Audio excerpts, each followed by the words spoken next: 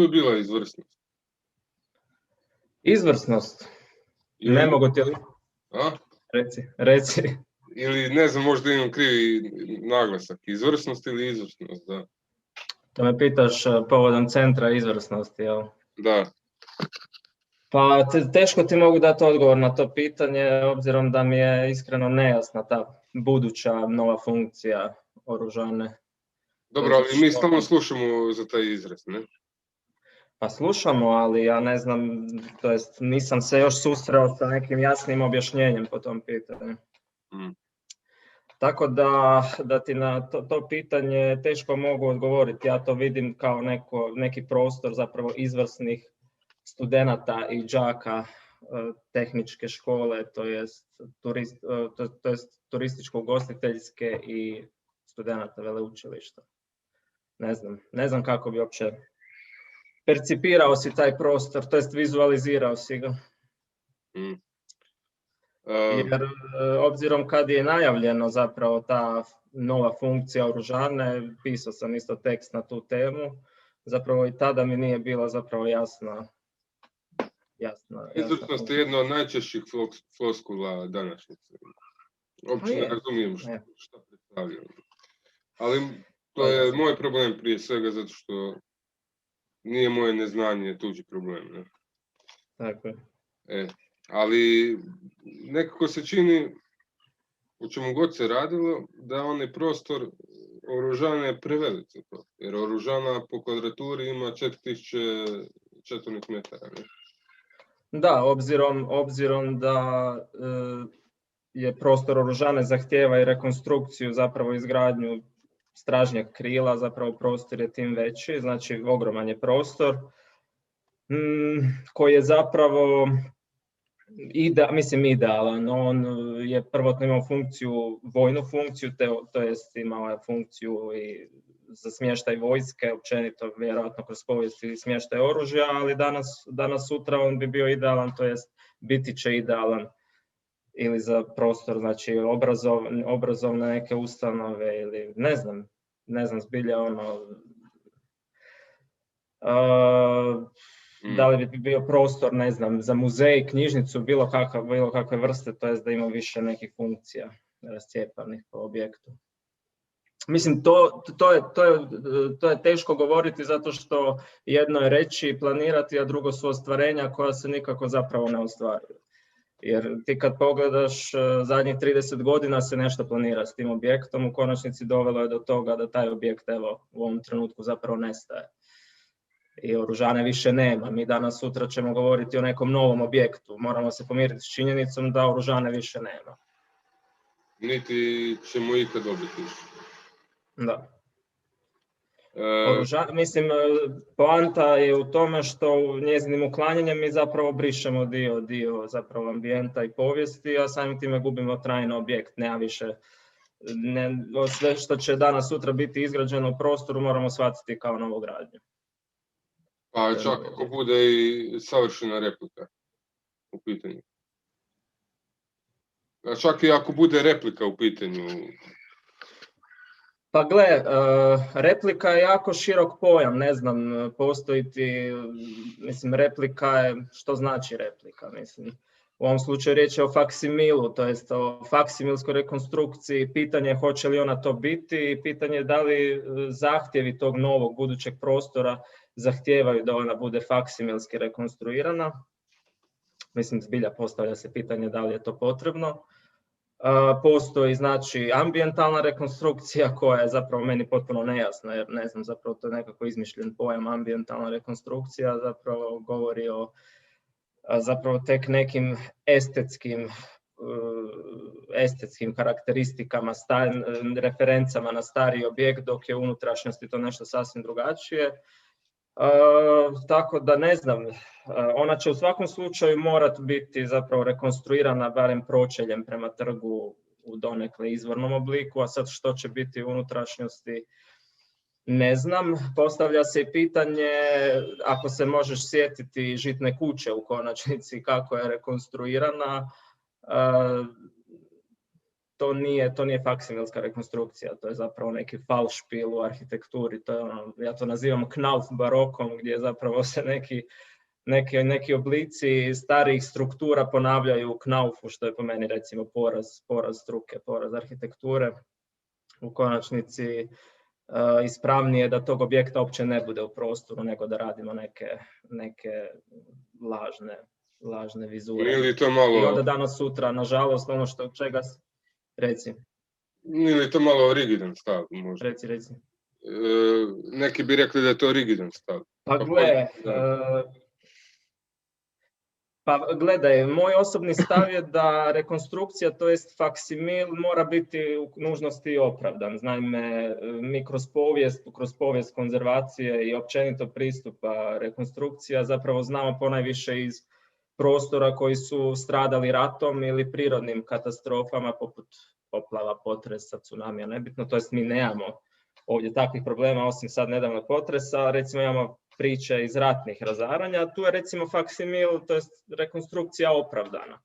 Jer je riječ o nekom iznenadnom gubitku nekih vrijednosti, ambijentalnih, povijesnih vrijednosti u prostoru. Ono što se kod nas dešava je zapravo obrnuto. Kod nas se zapravo jednom, kako da kažem, zadnjih 30 godina, konkretno kada govorimo o objektu Oružane, riječ je o objektu koji zadnjih 30 godina postepeno propada. I to propadanje zapravo doseglo vrhunac pred jedno 3-4 godine, kada se zapravo počelo urušavati kroz središnju vertikalu, to je glavnog pročelja, to je glavnog portala, zapravo počelo se urušavati međukatna konstrukcija zbog dugogodišnjeg prokišnjavanja. Tu recimo takvim pristupom da mi promatramo 30 godina da nešto nestaje, a pritom znamo, zahvaljujući nekim povjesničarima umjetnosti, prvenstveno Anđeli Horvat i Đurđici Cvitanović, koje su 60. i 70. godina u konačnici prilikom formiranja takozvane bijele knjige, mislim da poznata ti je, su valorizirali objekt, valorizirali zvijezdu i općenito središnji trg i ostale specifičnosti zvijezde. Mislim, mi smo upoznati sa vrijednostima koje gubimo i zadnjih 30 godina ih promatramo eto kako nestaju i sada odjednom bagerom po baštini, onda za 2 godine radimo kakti faksimil. Mislim, to niti je tu u konačnici ni poplava, ni potres, niti granate, već zapravo čista tako da kažem, bešćutnost. Kad je u pitanju konzervacija, to jest kulturna baština, to jest kulturno nasljeđe, mislim da to nije opravdanje. Dakle, to tome ispravnije zapravo reci. Dakle, možemo govoriti o zanemarivanju, a ne o elementarnim nepogodama ili bilo kakvom drugom sličnom razlogu propasti, ne? Pa gledaj, zanemarivanje je definitivno jedan od faktora zašto je u konačnici zbog potresa, zapravo da je potres dijelom oštetio. Mislim da, pazi, ja već zadnjih 5-6 godina sustavno znači pratim stanje Oružane i cijele zapravo zvijezde, jer u čestim obilascima zapravo i dokumentiram, fotografiram stanje. To što se prodaje pod oštećenja potresa zapravo se ne bi mogao složiti s tim, zato što ta oštećenja na krilu, znači najbližem krilu ovoga crkve Svetog Nikole, je i ranije bilo ugroženo, statički ugroženo sa znači, pukotinama koje su se protezale gotovo cijelom visinom pročelja u tom rubnom dijelu. I zapravo razlog tome nije konačnici potres, nego slijezanje terena, to je slijeganje temelja. Jer pazi, to je jedna od prometnih ulica u Zvijezdi koja je konstantno opterećena, dobro sad u zadnje vrijeme i nije jer je promet zatvoren, ali opterećena prometom, a i ranije je poznato da se upravo na tom dijelu na crkvi Svetog Nikole 80. godina, znači na staroj crkvi, su se upravo radio pristup konsolidacije crkve upravo iz razloga što je taj dio glavnog pročelja crkve bio u statičkom problemu, jer zapravo temelji su tonuli u tom dijelu. A zapravo cijelom ulicom Pukotine po pročeljima su prisutne i na niz drugih objekata, poput Kalanove kuće koja je na uglu Frankopanske i Kraševe, ili Gutererove palače, ili K-moda preko puta, zapravo pukotine su prisutne. Znači, riječ je, a prisutne su i prije potresa, tako da to što se zapravo prodaje pod neka velika oštećenja u potresu, ja sumnjam iskreno u to koliko je. Zapravo je pravo čudo da se ništa nije urušilo. Jer obzirom da se treslo i za vrijeme zagrebačkog potresa i petrinjskog, zapravo ništa se nije urušilo.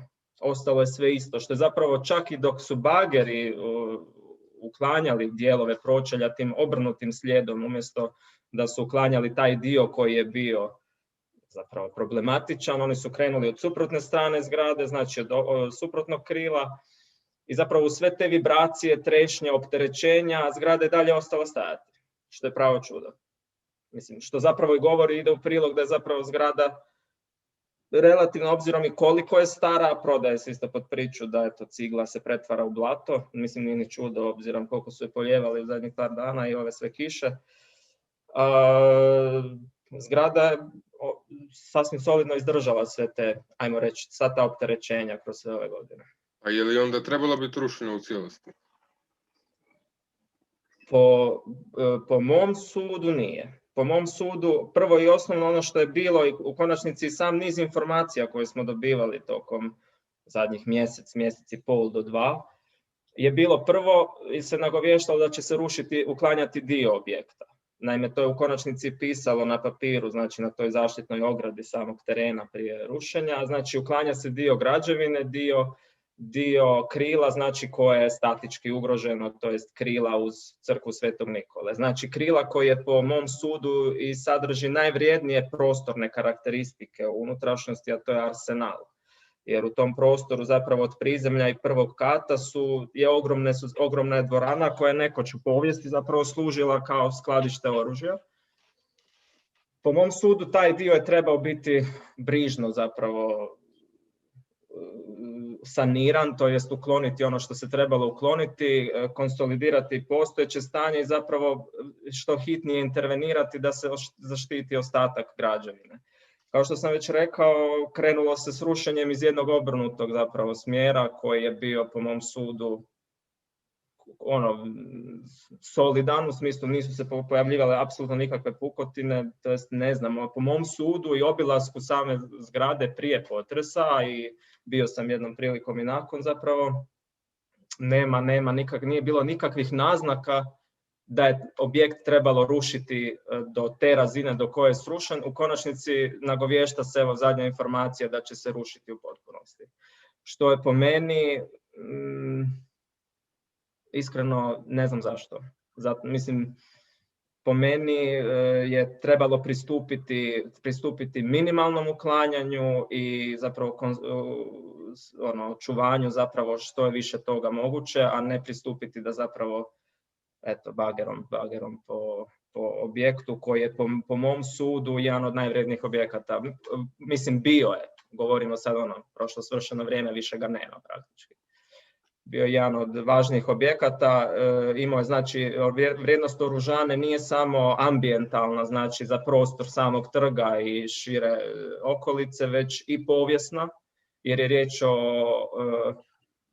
objektu vojne namjene, znači svjedoči zapravo o ulozi zapravo grada kao vojnog grada, znači kao oružana, i u konačnici povijesno-umjetnička vrijednost, a to je da je riječ o jednom od većih projekata koji su ostvareni od strane Josipa Štilera, znači graditelja iz druge polovine 18. stoljeća, koji u konačnici utjecao na formiranje zapravo identiteta grada Karlovca kao jednog lijepog krajiškog baroknog grada.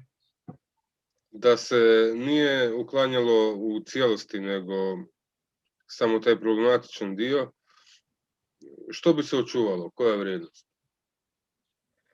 Pa prvenstveno bi se očuvala povijesna zapravo izvorna cjelovitost. Ako se uklanja dio, znači ona više nije cjelovita, ali zapravo zahtijeva da i taj minimalna intervencija uklanjanja bude nadoknađena, suvremenim zapravo nadoknađena, upotpunjena rekonstrukcijom, ali bi u većini zapravo bila sačuvana izvorna zapravo građevina struktura samog objekta, u konačnici i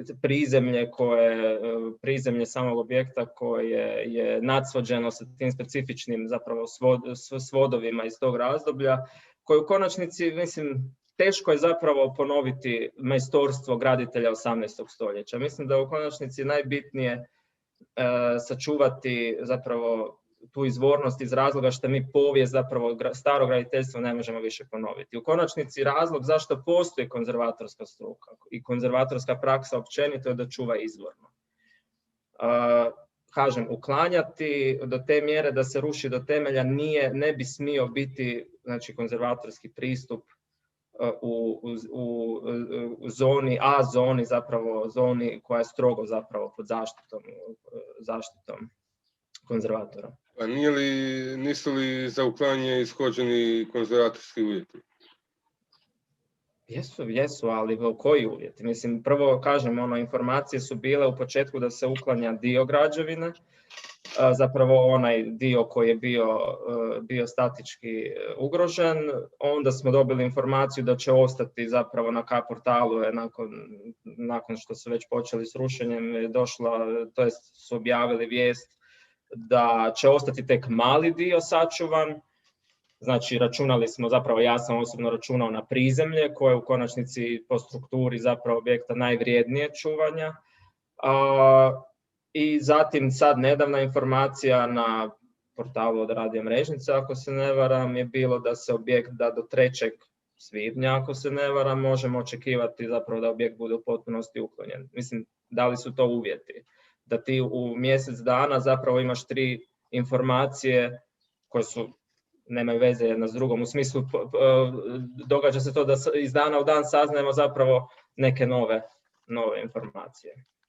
U konačnici nismo upoznati od samog početka što možemo očekivati. Kako to tumačiš? Kako tumačiš takvu nedosljednost ako je riječ o nedosljednosti? Pa to tumačim prvenstveno... Protuslovne, to da su informacije protuslovne. Pa gle, može biti razlog zašto se sve to tako izdogađalo i u samom pristupu uklanjanja. Naime, ja sam u nekoliko navrata obilazeći sam teren primijetio da bager koji uklanja komade, znači pročelja, općenito zgrade, znači stoji na hrpi te šute, zapravo na razini 1. kata. Moguće je da su zapravo i pri samom rušenju neki elementi koji su bili statički u ispravnom stanju zapravo s vremenom i pri uklanjanju postali neispravni. Jer i samo uklanjanje kako je provođeno je tako da ruši apsolutno sve. Jer zapravo je pravo čudo kako bager koji je znači bio na razini 1. kata nije prilikom uklanjanja propao kroz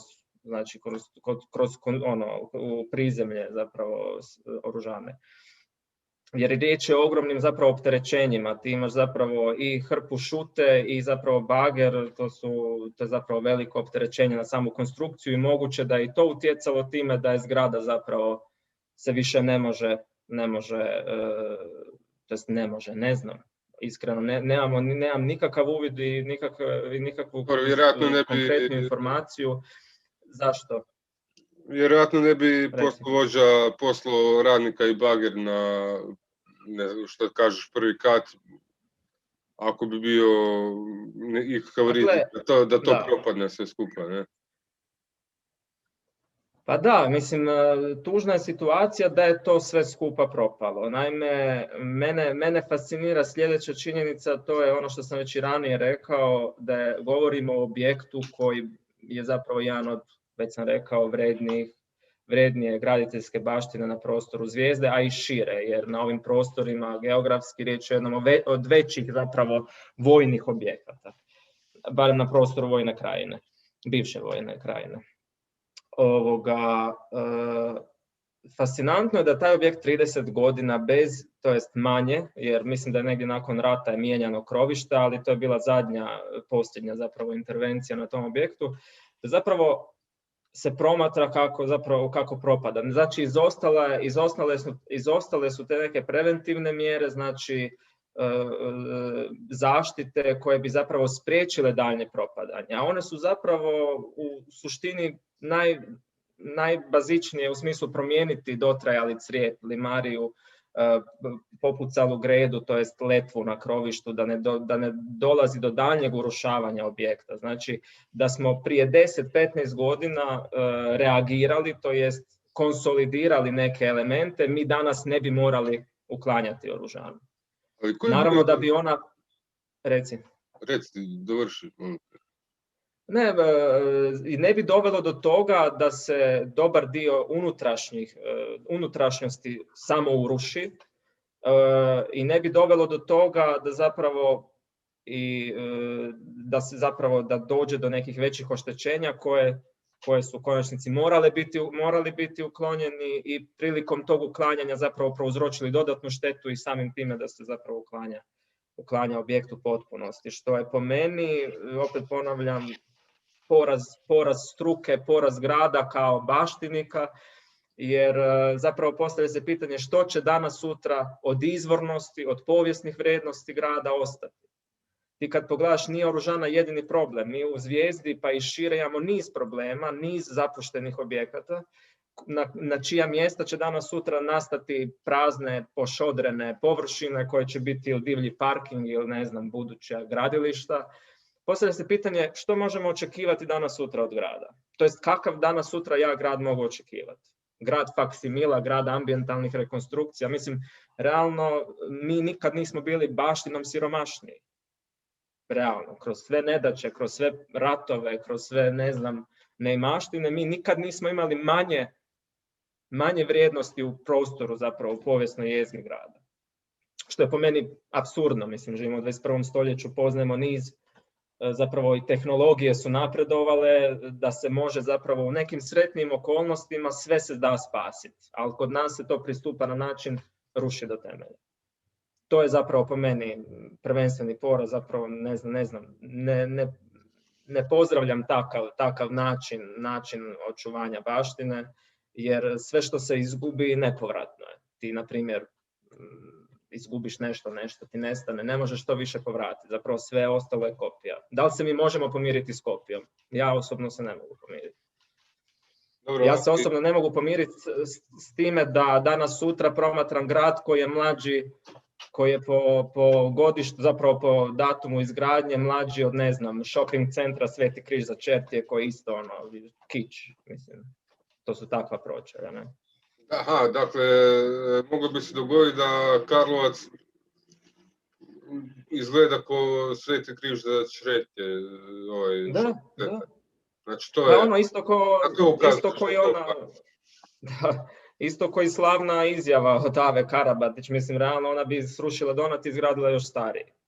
To ti je isto to. Ne znam da ona to izgradila, znam da su agresori na Dubrovnik govorili da će srušiti Dubrovnik i izgraditi ljepši i stariji. Eto, to ti je taj pristup. I onda se postavlja pitanje zapravo što je u Hrvatskoj, to jest konkretno u Karlovcu, konzervatorska praksa.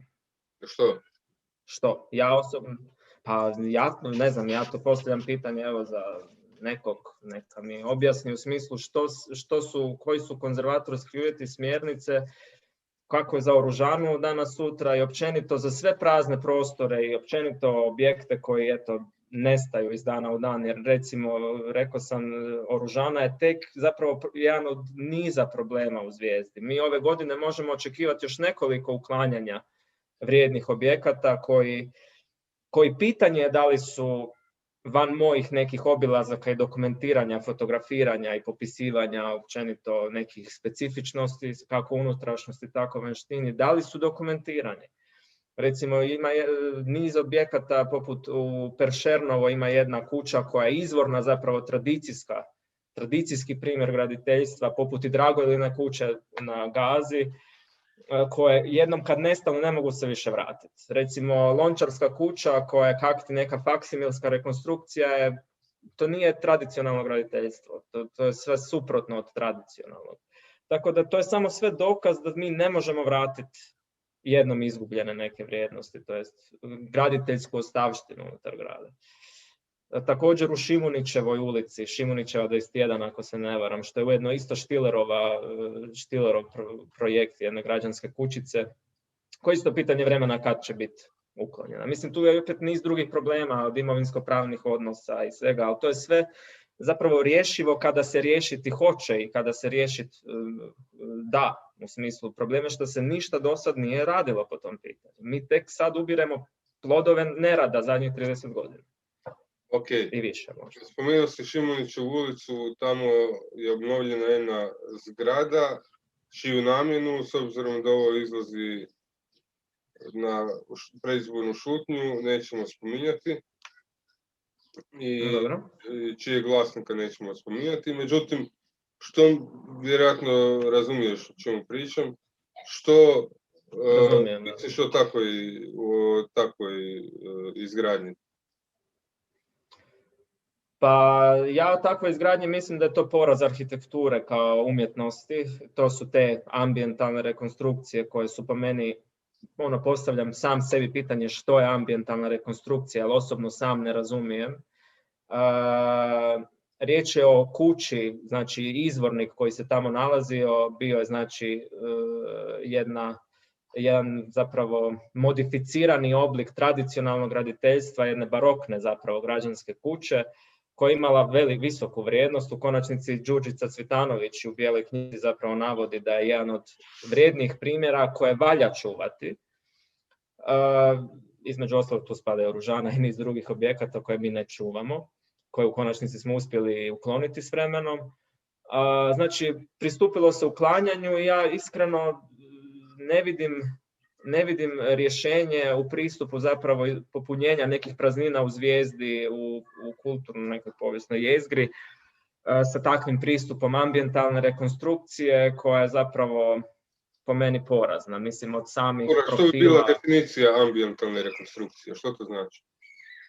Pa to je zapravo po meni, pazi, ja koji sam završio zapravo modul konzervatorstvo na Filozofskom fakultetu u Zagrebu, na povijesti umjetnosti, mi se nikad s tim pojmom nismo susreli. Zapravo riječ je o jednom novijem terminu koji zapravo samo ime mu kaže ambijentalno, zapravo čisto estetski zapravo upotpunjenje zapravo na temelju nekih starih oblika, starih formi, no u samoj konstrukciji, unutrašnjem nekom prostoru je to jedna sasvim novogradnja. Ali onda se postavlja čisto etičko pitanje u struci, pogotovo u arhitekturi, zašto recimo mi u Zvijezdi nismo imali nekih suvremenijih pokušaja, zapravo nekih obnova u pravom smislu riječi, da uđe neka suvremenija, ispravnija rješenja, zapravo, jer mislim da ambijentalna rekonstrukcija umanjuje tu mogućnost da dobimo neke nove prostorne vrijednosti. Mislim da ambijentalna rekonstrukcija zapravo čini obrnuti efekt, da zapravo stvara neku, kako da to kažem, sterilnu, monotonu, zapravo tu jednu falšpil sredinu koja me podsjeća užasno na Sveti križ za Čerti, zapravo na taj jedan cirkus u arhitekturi, u smislu da idemo glumiti neke starije tradicijske neke vrijednosti u tradicijskom graditeljstvu koje zapravo ne znamo niti ponoviti, a niti gradimo tradicijskim materijalima. Mislim da bi bilo ispravnije neka suvremenija arhitektonska rješenja. U konačnici imamo i mlade arhitekte i mislim u konačnici to je izazov. Ajde recimo sad uzmemo bilo koju kuću koja se raspada u Zvijezdi, ne? Da. I sad ti imaš apsolutno, ko da igraš igricu, imaš sve mogućnosti da napraviš s tom kućom što god hoćeš, ne? I što bi ti, možeš ti odabrati konkretnu kuću koja ti je zapela za oko, koja propada, kako bi je ti obnovio? Pa evo, uzeo bi kuću, ne znam broj, ulični broj, kućni broj, u Peršernovoj, po mom sudu, riječ je o najstarijoj kući u Zvijezdi, sačuvanoj, tradicijskoj znači kući.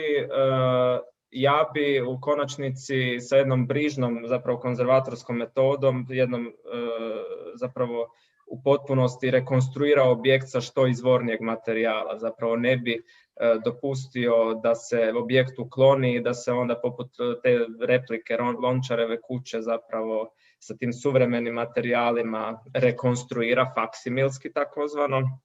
Zapravo sačuva bi što izvornijeg mogućeg, a u unutrašnjosti, zapravo u unutrašnjem dvorištu bi možda dozvolio neke, zapravo kombinaciju suvremenog i starog, zapravo interpolirao bi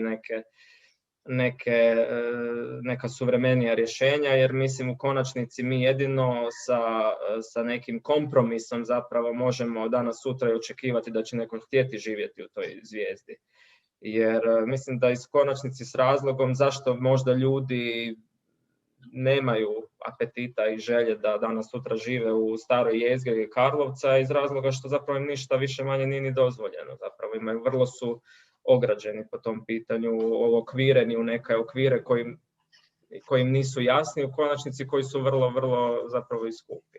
Dobro, ok, ovi ulagači koji ulažu u kuće, ne? Oni se žale, ne znam, karikiram, ovi konzervatori traže da stavim ciglu iz 18. stoljeća ili da stavim neku posebnu vrst, moram, ne znam di da nađem posebnu vrst drveta za stolariju ili šta ja znam kako sve. I onda imaš primjer kuće u Šimunićevoj koju smo ranije spominjali.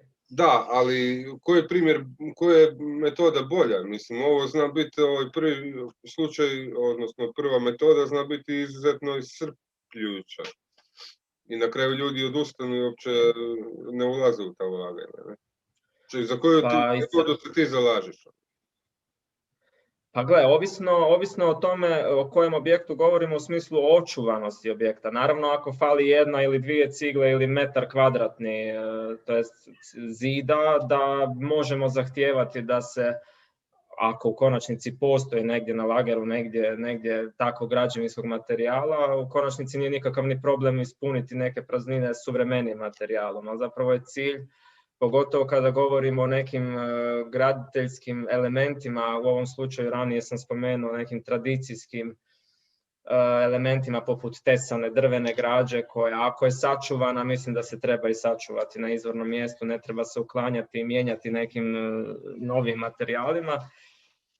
Ovisno je zapravo koliko je objekt očuvan. Naravno, ako je objekt 90% objekta je zapravo neuporabljivo, neiskoristivo, da takvi pristupi zapravo mogu zahtijevati uklanjanje, a u konačnici prilikom uklanjanja mogu zahtijevati to da investitor, onaj tko želi i hoće graditi, u suradnji sa projektantom, sa određenim senzibilitetom prema prostoru može interpolirati neko suvremeno rješenje koje bi u konačnici dovelo do toga da unese u prostor neke nove ambijentalne vrijednosti, a ne konstantno neke, kako da kažem, te jednosmjerne pristupe u ambijentalnim rekonstrukcijama koji niti su zanimljivi i zapravo su vrlo i po pitanju etike u graditeljstvu i po pitanju estetike vrlo upitni, jer ranije smo spomenuli tu kuću u Šimunićevoj koja nije ni lijepa, nije ni iskrena prema povijesti, prema općenito graditeljstvu, jer mi živimo u 21. stoljeću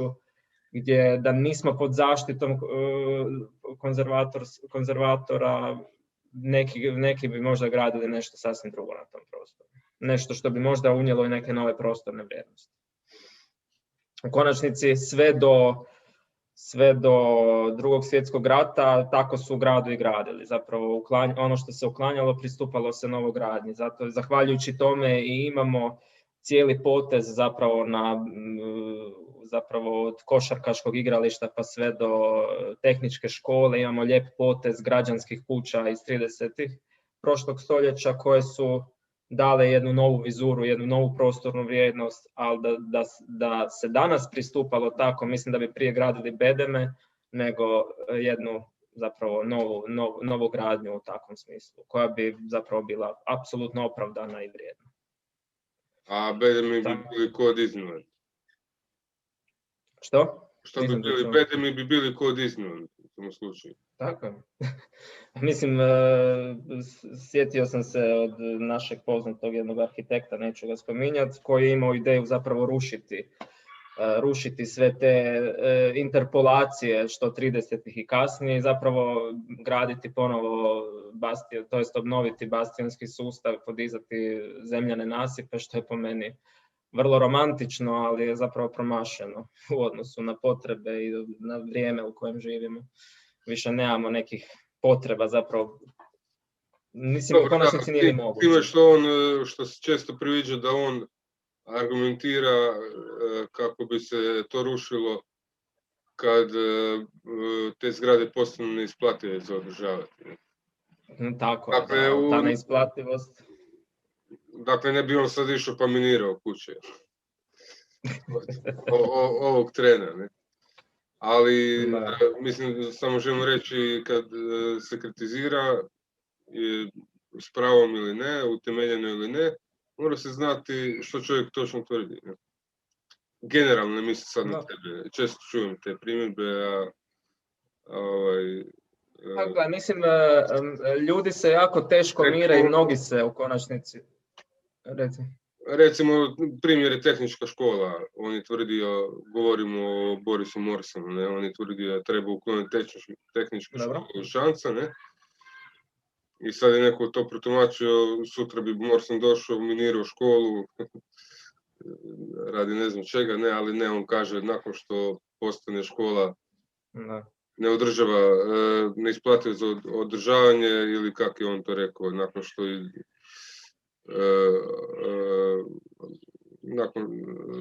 nakon što ta nešto vezi sa amortizacijom prostora.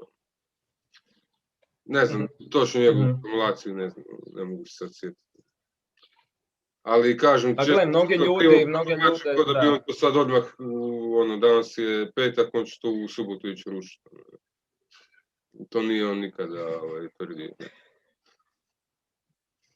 Pa kad sam ranije rekao da zapravo možda priželjkujemo u budućnosti neke suvremenije zapravo izgradnje, to jest interpolacije unutar zvijezde, mnogi se sa mnom ne bi složili, mnogi još uvijek pate i ne mogu se pomiriti sa Zagrebačkom bankom, sa nekim interpolacijama iz 50-ih, to jest 60-ih godina, ali mislim da su one su odraz vremena u kojem su tada ljudi živjeli, u jednom načinu razmišljanja i ulaze sasvim ravnopravno zapravo jedan povijesni kontekst grada, jer prvenstveno što je grad? Grad se konstantno razvija, ruši, gradi, konstantno to je jedan živi organizam koji se konstantno mijenja i kroz povijest se konstantno mijenjao, prilagođavao potrebama, tako da mislim da danas mi u konzervatorsku, poznavajući zapravo sve prakse, što je europske, svjetske, nebitno, bi trebali imati jedan kompromis zapravo i čuvati ono što vrijedi čuvati, a u Karlovcu zapravo u Zvijezdi imamo svega 10-ak, možda malo više objekata koje su vrijedne čuvanja. Tu spada i Oružana, ali govorimo zapravo o objektu koji danas, sutra više neće ni biti. Prema tome više ga nema, koje su vrijedne čuvanja, znači da ostanu takve kakve jesu, da se adekvatno adaptiraju, revitaliziraju, da im se dodijeli neka adekvatna funkcija, a sve ostalo zapravo brojne prazne parcele koje već godinama zapravo stoje prazne, a u Zvijezdi ih ima podosta. Mislim da bi bilo zanimljivo to markirati i vidjeti zapravo na jednom planu Zvijezde koliki je to prostor u pitanju, to jest koliko je zemljišta u pitanju, da danas sutra imamo neko suvremeno, to jest graditeljsko rješenje, neki suvremeni obiteljski dom u kojem živi jedna obitelj u Zvijezdi. Mislim da treba biti definitivno kompromis.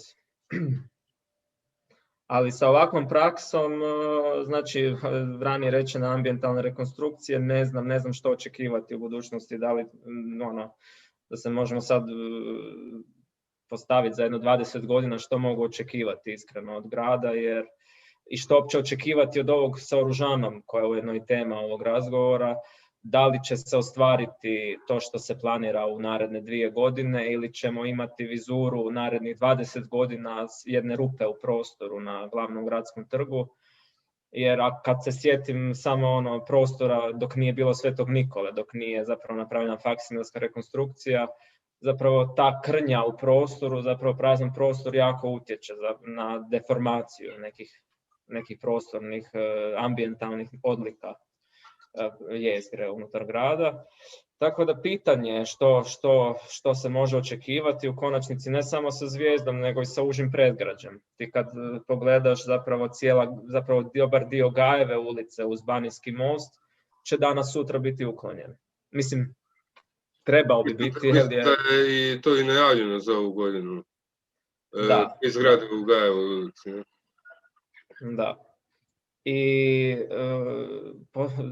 to je jedna apsolutno druga vizura grada i postavlja se pitanje hoće li biti ispravljena, na koji način, hoće li se dopustiti neka suvremena interpolacija ili će biti ambijentalno rekonstruirana i što će zapravo biti na tom prostoru po pitanju neke nove funkcije. Mislim, ne znam iskreno što očekivati. Iskreno mislim da će to biti jedan dobar pošodreni parking i da napokon građani predgrađa će imati riješeno pitanje po pitanju parkinga.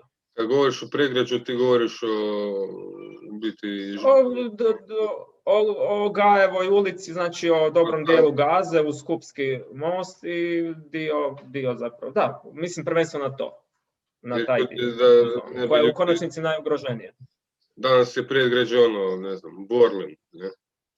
Ili tako nešto. Ne. Dobro, kad govorimo o strogoj povijesnoj jezgri, onda predgrađe mislim prvenstveno u ovom slučaju na Gajevu ulicu. Koja je recimo isto ugrožena, ali također nemarom, mislim, ničim drugim.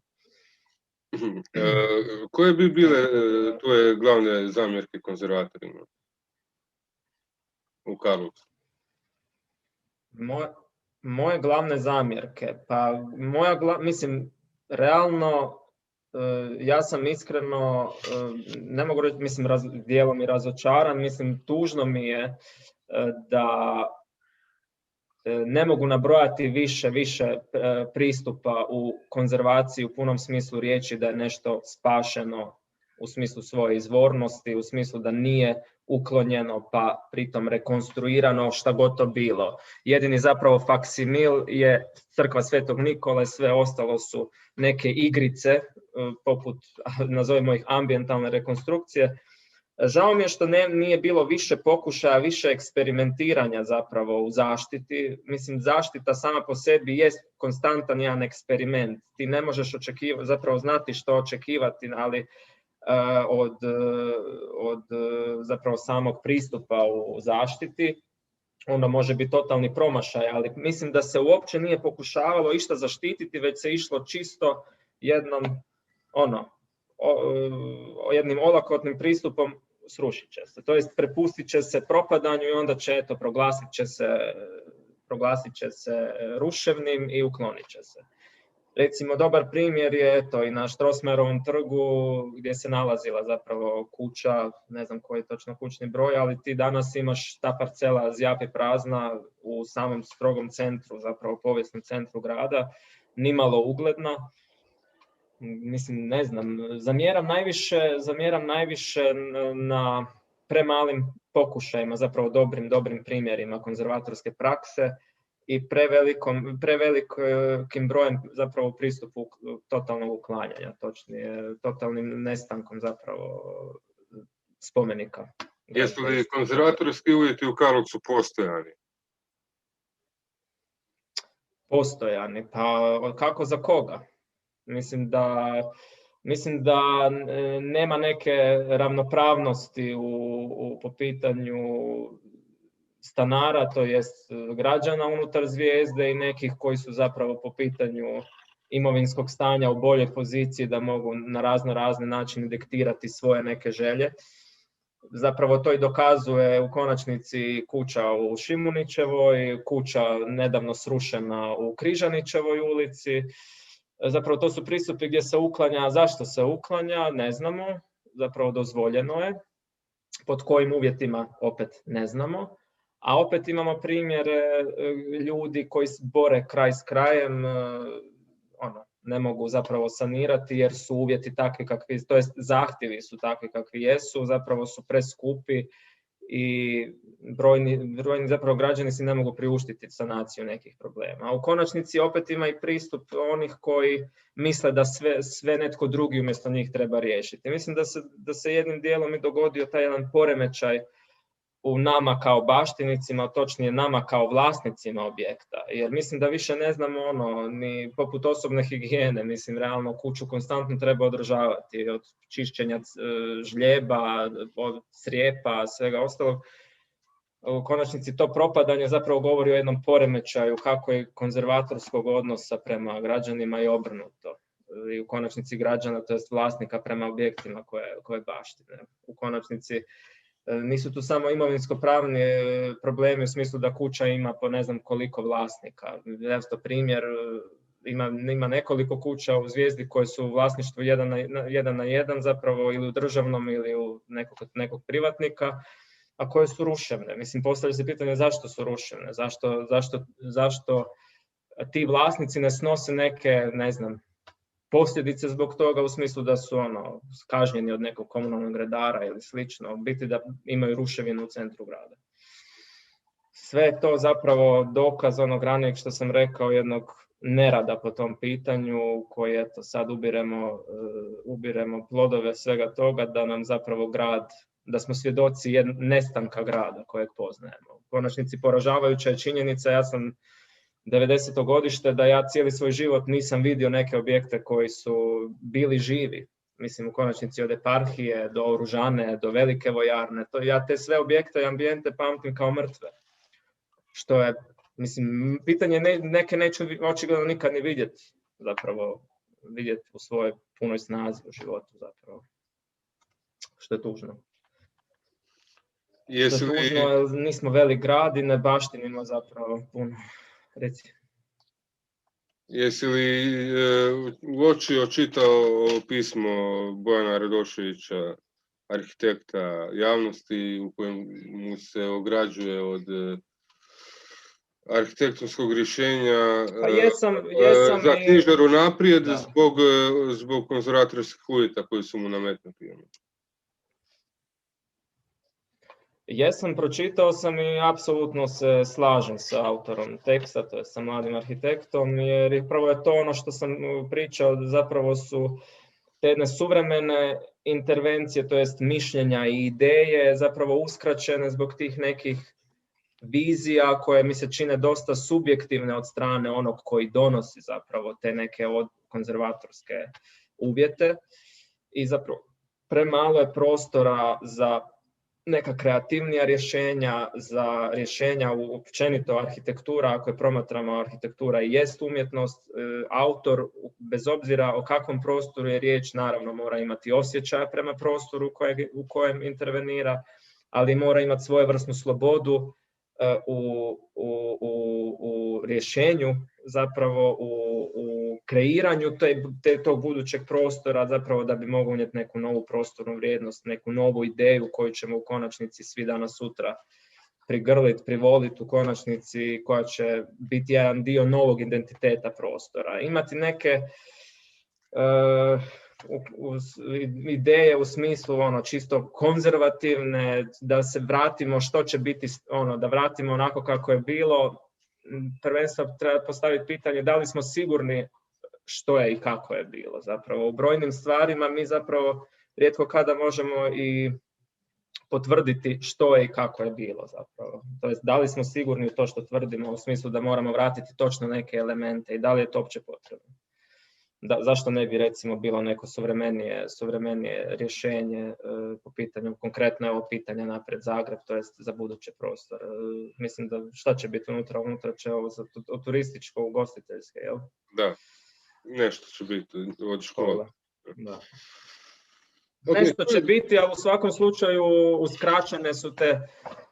uskraćena su kreativnija rješenja koje ne moraju uvijek, to jest ne moraju, nisu ako su u skladu sa jednim kompromisom sa samim prostorom i objektom unutar kojeg se intervenira, da zapravo mogu dati jedno kvalitetno rješenje koje unosi, opet ponavljam, nove vrijednosti u prostor. Ne mora sve biti... Dobro, ima li nešto u prostoru što se napravilo, a što što bi ti podržao, nego u smislu da je to dobro rješenje. Recimo, je li to lana Korana, nešto, postoji li neko dobro rješenje? A dobro pitanje.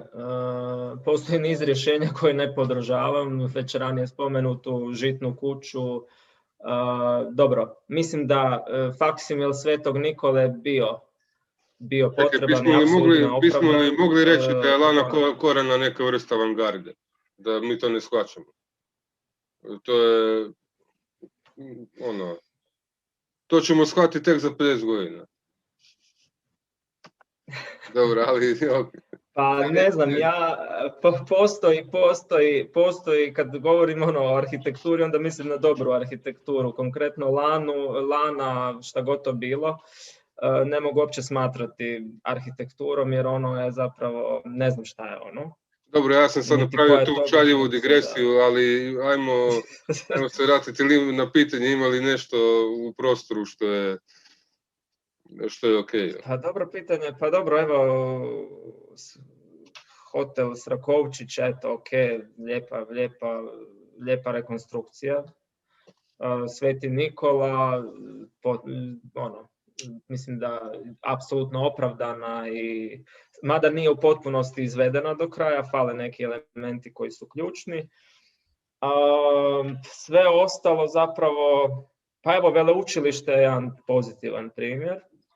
Mislim, riječ je o objektu koji dalje izvoran, to jest, eto, nije se pristupalo tako da se zapravo srušilo pa gradilo novo, to jest novo, staro. Veleučilište je ok projekt, to jest podržavam. A studentski dom? Studentski dom u Hostel Bedem, misliš, u Šancu? Prema Gazi.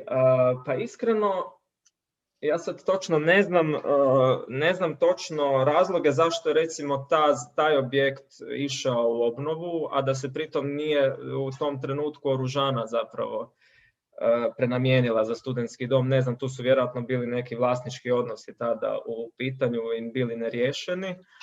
Ali mislim da je tu bila jedna propuštena prilika da Oružana dobije funkciju možda studentskog doma, menze, hostela i tome slično. A gle, mislim, prostor je, ta vojarna po mom mišljenju nema neku posebnu vrijednost.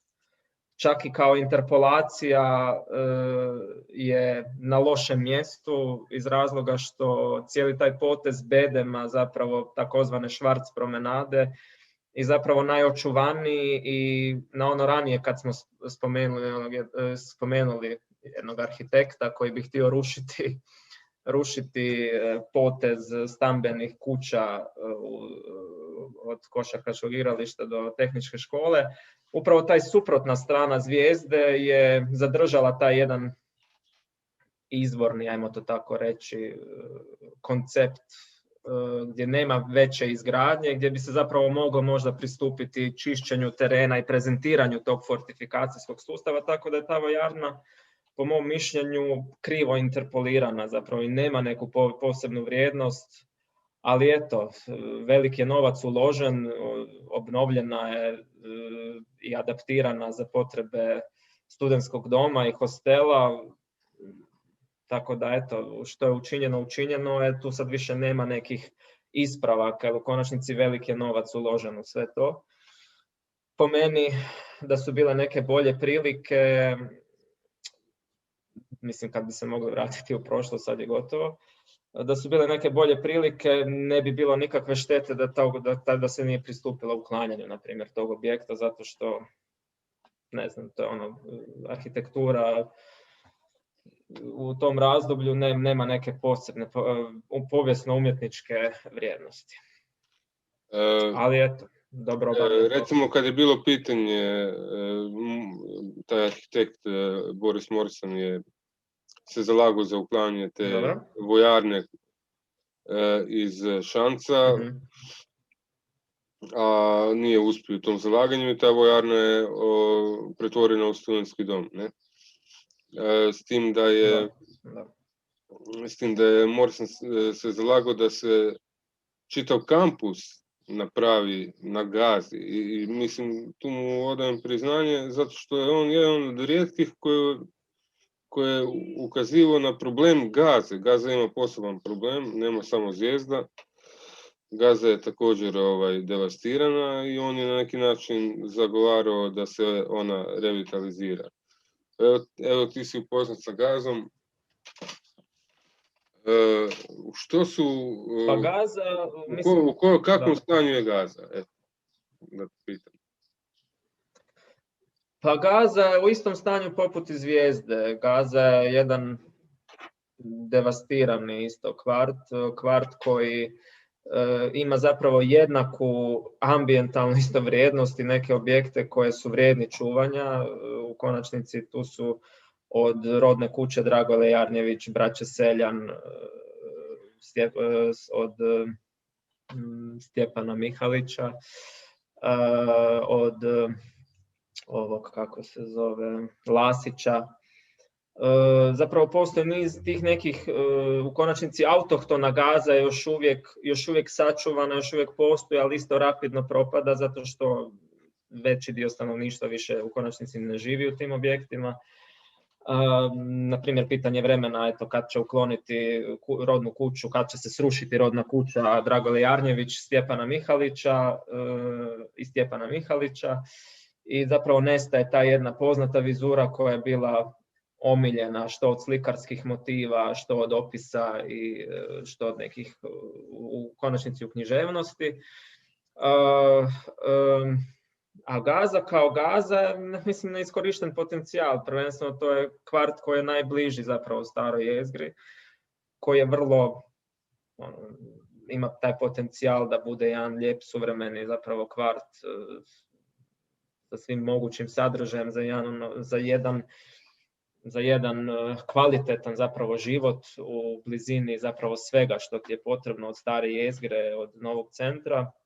Ali zapravo imamo neki osjećaj, ja kao Gažanin u konačnici imam osjećaj da je zaboravljen. Mislim, niti je nikad do kraja urbano definiran, u smislu u konačnici niz je ulica koje nemaju rješenja od trotoara i nema neka osnovna komunalna rješenja, a kamoli išta drugo. Tako da taj prostor za koji se Morrison zalagao, riječ je, mislim da je taj prostor u vlasništvu Republike Hrvatske, i to je zapravo ogroman prostor koji, bilo da bi iskorišten kao studentski kampus ili kao buduće stambeno naselje, zapravo bilo bi korisno, ali pitanje opet isto što očekivati kada su eto i ti vlasnički odnosi između grada i države zapravo najmanje rješivi, kao da je riječ o zapravo dvije sestre koje se nikako ne mogu dogovoriti međusobno kome šta prepisati. Dva susjeda u Zagorju. Da. Gaza je, mislim, zaboravljen kvart, devastiran kvart. Mislim da je od svih kad govorimo o predgrađu, mislim da uz Zvijezdu sadrži niz nekih vrednota koje bi valjalo očuvati, no međutim pitanje je da li ćemo u tome uspjeti, jer kroz 1, 2, 3 godine, već sam ranije spomenuo Gajevu ulicu koja opet spada u dio Gaze, će nestati. A kad nestane, više zapravo nećemo neke stvari moći vratiti. Zapravo propustili smo priliku da očuvamo neke objekte, to jest neke vrijednosti. U konačnici da se i na neki način odužimo nekim našim građanima koji su značajni zapravo, kako u povijesti grada, tako i šire u Hrvatskoj. Naprimjer, tužno je da Dragolina kuća liči na što liči, ili da recimo ni na kući Stjepana Mihalića nema spomen ploče, na primjer da je u toj kući živio, to jest rodio se Stjepan Mihalić, ili bilo šta drugo zapravo. Mislim, tužno je, nemam nažalost ništa. Dobro, ima korisna, ima zapravo jedna stvar za pohvaliti, a to je da se adaptirao dio nekadašnje kožare, zapravo prenamijenjena je objekt Mioša, zapravo mješovito industrijske škole. To je, na primjer, eto, projekt koji je pohvalan. rijetko se govori o Švarči, ne znam koliko si ti upoznat sa Švarčom, koliko si se time bavio, vjerujem da si bio na Švarči, ali ne znam koliko si se time bavio stručno. Ne? Nedavno sam tamo prošetao i ono radničko naselje je također prilično zapušteno. I tako imamo više... A ti zapravo nemaš... Da. Reci, što nemam? Pa ti zapravo više u Karlovcu, slažem se, bio sam čak i nedavno u naselju, radničkom naselju Švarča, ti zapravo više nemaš kvarta u gradu za koji bi mogao reći da imamo dobre baštenike, to jest dobre stanare koji paze na vrijednosti kako same zgrade, tako i okućnica.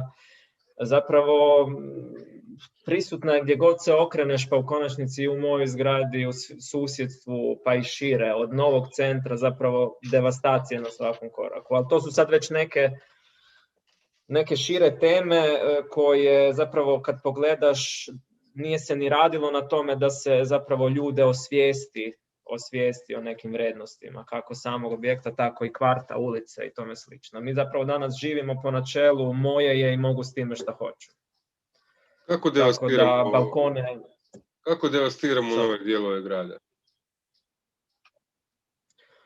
Pa devastiramo prvenstveno na način, eto, moje, pa mogu šta hoću, od smislu zatvaranja balkona, izmjene, ne znam, stolarije, zatvaranja nekih dijelova pročelja koji su bili otvoreni i tome slično. Zapravo mijenjamo prvotni koncept arhitektove zamisli, to jest poznata je ona famozna zgrada sa zatvorenim, zazidanim balkonom u Domobranskoj. Mislim, to su ti takvi primjeri u konačnici do energetske obnove koja ne poštuje možda neke izvorne zapravo izvorne boje na pročelju i tome slično. Mislim, dobro, to su sad već to su manji problemi ako se ne poštuje izvorna boja, ali na primjer na Gazi je velik problem zapravo prisvajanja gradskog zemljišta, izgradnje raznih šupa, garaža i zapravo žalosno je da kvart koji je 5 minuta do centra grada izgleda kao brazilske favele. Mislim, realno. I kad hodaš i šećeš, bojiš se, imaš osjećaj, bojiš se za život. Mislim, to je tužno, nema komunalnog reda po tom pitanju. A u konačnici na zgradama vidi se da zapravo ne poštuju se neke izvorni koncepti pročelja.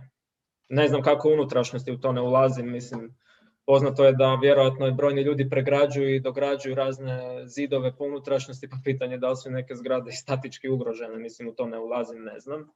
Ali ono što vidim po vanštini, ti nemaš kvarta za koji bi mogao reći da su dobri baštinici, u smislu da poznaju vrijednosti kvarta, ne?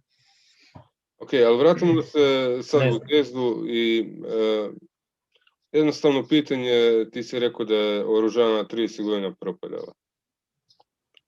Jednostavno pitanje, zašto smo to dozvolili? Dakle, jednim dijelom... da sad ne zvuči moralistički, ne? Ali jednostavno, što bi ti kao, ne znam, osviješten čovjek, intelektualac, kako bi to protumačio da puštaš bilo šta, pa pogotovo jednu takvu zgradu veliku i zgradu koja je baština, jednostavno da propada 30 godina, zašto ne reagirati? Kakvi smo mi to ljudi, evo, da tako postavim pitanje, kakvi smo mi to ljudi koji smo to dozvolili? Pa, ja sam zapravo susreo sam se u par navrata i obilazeći teren, to jest okolicu Oružane prilikom rušenja, na niz raznih komentara, neki su me oduševili, neki su me razočarali. Na neke sam se nasmijao jer su bili zbilja za zapisati, neću ih sad ponavljati, nisu baš primjereni.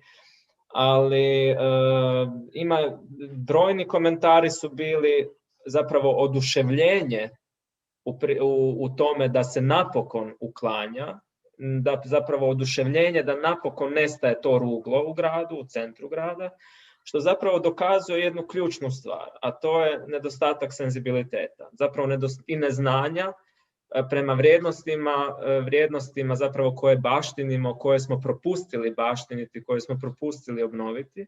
Ali tu ne krivim obične ljude, ne volim tu riječ. Tu ne krivim građane. Ja tu prvenstveno krivim struku koja i kako u svim sferama, zapravo od moje vlastite struke pa nadalje, koja nije bila angažirana na osvješćivanju građana, zapravo i na osvješćivanju i na apeliranju kako vlasnika koji zapravo bi trebao sanirati objekt, pa tako i niz drugih zapravo da osvijesti što je potrebno sanirati. Mislim da građani su tu u konačnici njihovo razmišljanje da napokon uklanja se ta rugoba usred grada. Nisu krivi oni, već je kriva zapravo struka koja je zakazala, koja nije zapravo radila na tome da osvijesti kako same građane, tako i vlasnika da zapravo sanira taj problem. A šta sam još htio reći, da misao mi je pobjegla. Što si zapravo pitao? Možeš mi te ponoviti? Pitanje je bilo prilično uopćeno, dakle, zašto dozvoljavamo i kako smo mi to ljudi da to... Pa kakvi smo ljudi? Mislim da smo u principu, ja sam jednom prilikom izjavio da imam osjećaj da nikad nismo bili lokal patriotični, u smislu mi obožavamo svoj grad. Mi sve što je Karlovac veličamo, u smislu na sva zvona zapravo razglašavamo po svim mogućim medijima, ali imam nekako osjećaj da nikad nismo bili, ono što sam i ranije rekao, po pitanju baštine i nekih očuvanja siromašniji. Zapravo ja ne mogu reći da je ovaj grad, zapravo ljudi, to jest oni koji vode ovaj grad, da vole svoj grad. Ja recimo živim po načelu, ako nešto voliš, onda o tome i znaš. A ako nečem znaš, onda ne možeš dozvoliti ovo što se u gradu događa. Mislim da dobrim dijelom sve ovo što se događa leži na jednom neznanju zapravo. Mislim, žalosno je da se o brojnim objektima, brojnim prostorima zapravo nisu napravile neke revalorizacije, neke nove studije, neki novi pokušaj. Zapravo to je u konačnici dobro, jer sad mi, budući, to je mlađa generacija struke koja se time bavi, imamo priliku, ali je prilika dobrim dijelom i propuštena jer dobar dio te baštine je zapravo bespovratno nestao. Ti, recimo, ponavljam, sve što se ukloni ne može se više vratiti, zapravo vrlo je jednostavno. Ne možeš vratiti mrtvog čovjeka, pa prema tome ne možeš ni vratiti povijesni objekt, povijesnu zgradu koju smo prepustili propadanju zadnjih 30 godina, zato što niti smo imali volje, niti ljubavi, niti znanja da nešto po tom pitanju učinimo. Mislim, ponavljam, u nekim sretnim okolinama, sretnim zapravo sredinama koje su osviještene, koje znaju što baštine, zapravo se trude i očuvati to. Mi, nažalost, nismo jedna od takvih okolina. Mislim da nam treba puno vremena da shvatimo traumu kroz koju trenutno prolazimo. Jer grad zapravo proživljava jednu traumu, jedan gubitak izvornih vrijednosti u prostoru koje ljudi shvaćaju kao ruglo, kao hvale vrijedan pristup da se to ukloni. Ali bojim se da će danas sutra, da ćemo po tom pitanju, zapravo nadam se da će danas sutra buduće generacije nas dijelom i osuditi zbog toga. Zato što danas sutra osjetit će se ta jedna povijesna neimaština zapravo u gradu. Ta jedan manjak izvornosti, manjak zapravo nekih atrakcija, ajmo to tako reći. Jer ako danas sutra isto težimo k tome da budemo neka vrsta turističke atrakcije na karti Hrvatske, pri putu do Jadrana ili do Slavonije, nebitno iz kojeg smjera, što ćemo mi ponuditi?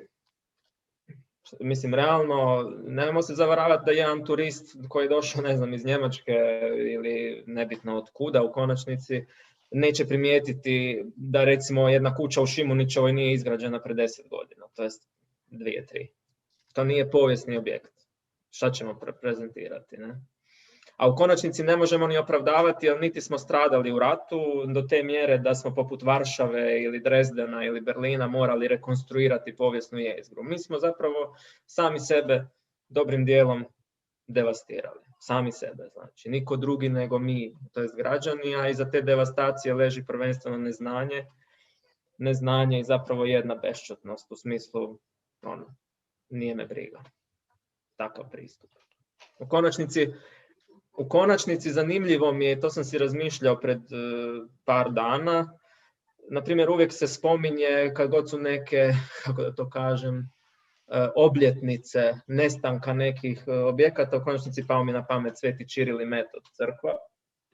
Na primjer, oplakujemo crkvu koju, mislim, ne znam ja osobno, a brojne generacije nisu nikad vidjele u prostoru. Mislim, šteta je, ponavljam, da ta crkva da je izgubljena, ali mi je zanimljivo to oplakivanje objekata koji su nestali, a pritom istovremeno gubimo neke objekte. To mi je zanimljivo, na primjer. A oružana, ponavljam, da. Ali opet ko oplakuje? Da. Mislim da prošan Karlovčak ne razmišlja o crkvi Čirila i Metoda. A ne, ali mislim, srećom pa smo, imamo i konstantno i kroz medije i kroz razne fotografije, to je prvenstveno razglednice, se brojni Karlovčani mogu neki prisjetiti, a neki po prvi put vidjeti, pa izraziti neku vrstu žaljenja, joj šteta što toga nema više. A istovremeno nam se događa da mi u današnjem trenutku zapravo gubimo puno toga, puno vrednijeg zapravo, jer ponavljam, oružana je zbilja jedan od, zapravo jednako je vrijedan poput crkve Svetog Trojstva, Presvetog Trojstva, ili ne znam, bilo kojeg drugog objekta. Zamisli sada da recimo sutra bager krene, na primjer, na crkvu Presvetog Trojstva. Mislim, govorimo o istoj vrijednosti zapravo, o istom gubitku u konačnici. Također isto je zanimljivo, mislim, govorimo o, reci. Dovrši, molim te. Htio sam zapravo reći jednu isto stvar, jedan povijesni kontekst oružane. Zanimljivo je da je oružana stradala u Drugom svjetskom ratu, znači kada je uklonjeno, zbog čega je uklonjeno stražnje dvorišno krilo, ali da pritom vlasti, to jest nova jedna politička situacija, nije uklonila objekt, već ga je konsolidirala i obnovila. Obnovila u smislu kako je znala, ali objekt sačuvan u svojoj izvornosti. Uklonjeni su neki dekorativni elementi na pročelju, no objekt je sačuvan. U konačnici konsolidiran. Sad prilikom rušenja mogli su se vidjeti veliki komadi armirano-betonske konstrukcije koja je pritom zapravo upotrebljena da bi se spasilo što se spasiti da.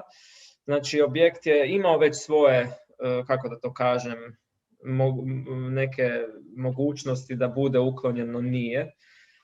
Sačuvan je, ali mi eto danas zbog par pukotina na pročelju koje su u konačnici daleko i ranije to jest potres je mogao samo pogoršati, ali nije prouzročio taj problem. Taj problem je daleko ranijeg datuma. Zapravo mi zbog toga smo žrtvovali objekt do temelja, zapravo da ga srušimo do temelja. Ne? Dobro, kad govorimo da ga u konačnici, da. Kad govorimo da je oružana 30 godina propadala, koje su bile njezine zadnje funkcije? Čemu je ona služila prije nego što je napuštena? Pa koliko je meni poznato, znači ona je 80-ih, a možda već i krajem 70-ih služila kao skladište tekstilke, bivše tekstilke Karlovčanke.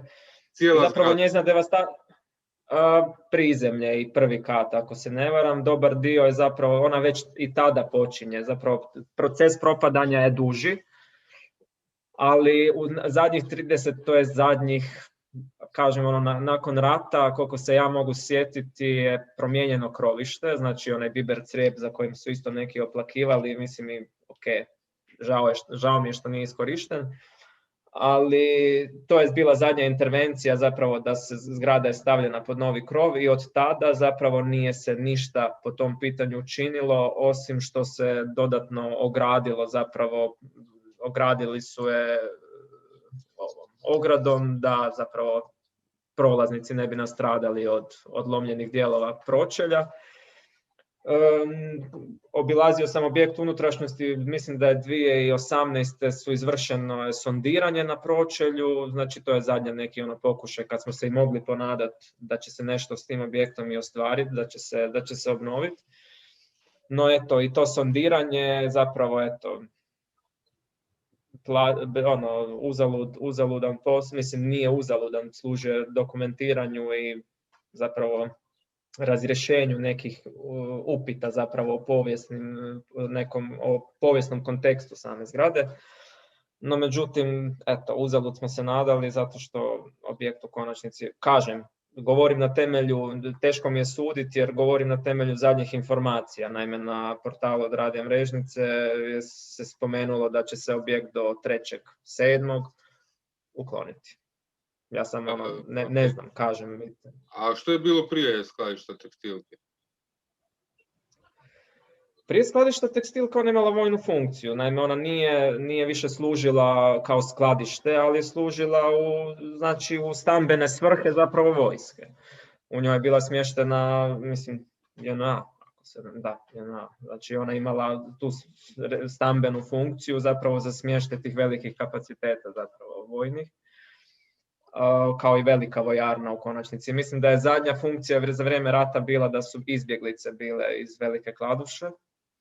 Ako se ne varam, i to je u konačnici, osim što je služila kao filmska kulisa, mislim, u Dugoj mračnoj noći i sličnim filmovima. Eto, sad smo i tu priliku izgubili da budemo, ako ništa, kulisa devastiranog nekog milijardnog mjestašca grada.